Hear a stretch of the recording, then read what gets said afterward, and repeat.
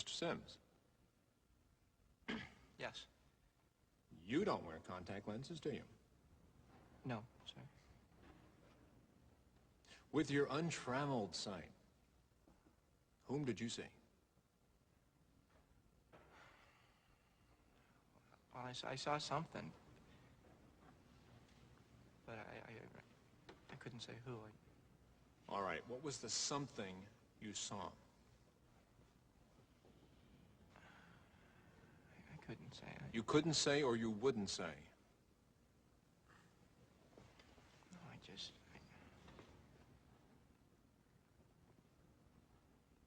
just couldn't say. Couldn't, wouldn't, shouldn't. Mr. Sims, you're exhausting my patience and making a mockery of these proceedings. I will give you one last chance. The consequences of your response will be dire. By dire, Mr. Sims, I mean your future will be jeopardized permanently.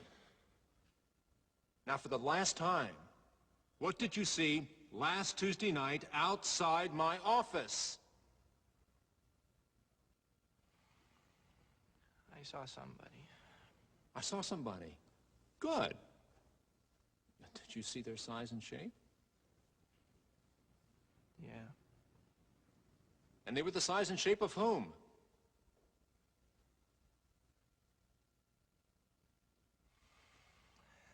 They were the size and shape of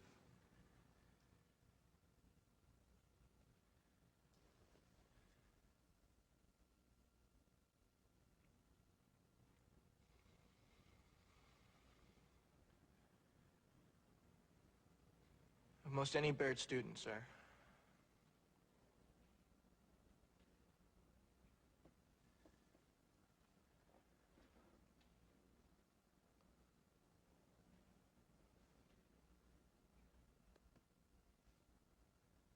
I am left with no real witness. Mr. Willis's testimony is not only vague, it is unsubstantiated. The substance I was looking for, Mr. Sims, was to come from you. I'm sorry. I'm sorry too, Mr. Sims. Because you know what I'm going to do inasmuch as I can't punish Mr. Havemeyer, Mr. Potter, or Mr. Jameson. And I won't punish Mr. Willis. He's the only party to this incident who is still worthy of calling himself a Baird man. I'm going to recommend to the disciplinary committee that you be expelled. Mr. Sims, you are a cover-up artist and you are a liar. But not a snitch. Excuse me? No, I don't think I will. Mr. Slade. This is such a crock of shit. Please watch your language, Mr. Slade. You are in the Baird School, not a barracks. Mr. Sims, I will give you one final opportunity to speak up. Mr. Sims doesn't want it. He doesn't need to be labeled still worthy of being a Baird man. What the hell is that? What is your motto here? Boys, inform on your classmates, save your hide. Anything short of that, we're gonna burn you at the stake? Well, gentlemen, when the shit hits the fan, some guys run and some guys stay. Here's Charlie facing the fire, and there's George hiding in Big Daddy's pocket. And what are you doing? You're gonna reward George and destroy Charlie. Are you finished, Mr. Slade? No, I'm just getting warmed up. I don't know who went to this place. William Howard Taft, William Jennings Bryan, William Tell, whoever. Their spirit is dead, if they ever had one. It's gone. You're building a rat ship here. A vessel for seagoing snitches. And if you think you're preparing these minnows for manhood, you better think again.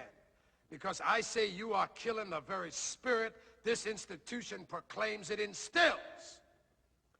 What a sham. What kind of a show are you guys putting on here today? I mean, the only class in this act is sitting next to me, and I'm here to tell you, this boy's soul is intact. It's non-negotiable. You know how I know? Someone here, and I'm not gonna say who, offered to buy it. Only Charlie here wasn't selling. Sir, you're out of order. Out of order? I show you out of order. You don't know what out of order is, Mr. Trask. I'd show you, but I'm too old. I'm too tired. I'm too fucking blind. If I were the man I was 5 years ago, I'd take a flamethrower to this place. Out of order. Who the hell do you think you're talking to? I've been around, you know. There was a time I could see, and I have seen, boys like these, younger than these, their arms torn out, their legs ripped off. But there is nothing like the sight of an amputated spirit. There is no prosthetic for that. You think you're merely sending this splendid foot soldier back home to Argonne with his tail between his legs, but I say you are executing his soul. And why? Because he's not a bad man. Bad men. You hurt this boy, you're gonna be bad bums. The lot of you. And Harry, Jimmy, Trent, wherever you are out there, fuck you too. Stand down, Mr. Slade. I'm not finished. As I came in here, I heard those words. Cradle of leadership. Well, when the bow breaks, the cradle will fall. And it has fallen here. It has fallen. Makers of men. Creators of leaders. Be careful what kind of leaders you're producing here. I don't know if Charlie's silence here today is right or wrong.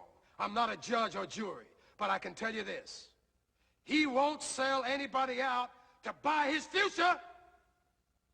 And that, my friends, is called integrity. That's called courage. Now that's the stuff leaders should be made of.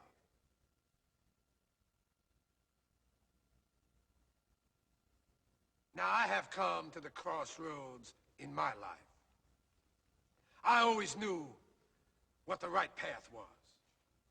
Without exception, I knew. But I never took it. You know why? It was too damn hard. Now here's Charlie. He's come to the crossroads. He has chosen a path. It's the right path. It's a path made of principle that leads to character.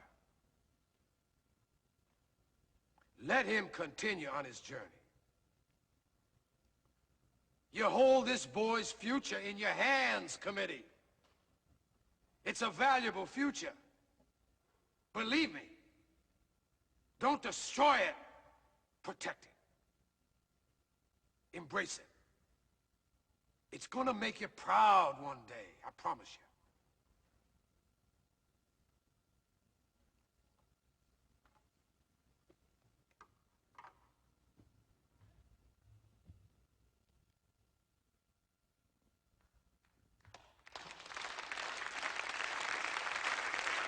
How's that for calling ball?